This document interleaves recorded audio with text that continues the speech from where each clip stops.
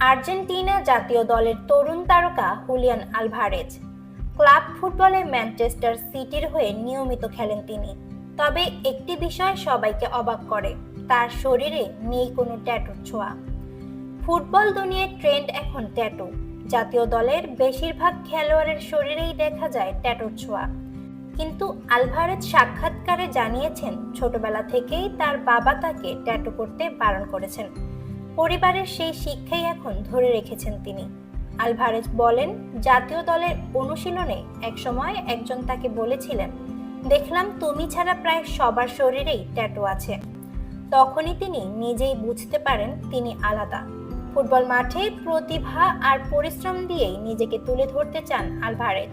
বাহুল্য বা trend follow করার চেয়ে তিনি বিশ্বাস করেন ক্লিন ক্যারেক্টার আর পারিবারিক মূল্যবোধই তার বড় শক্তি।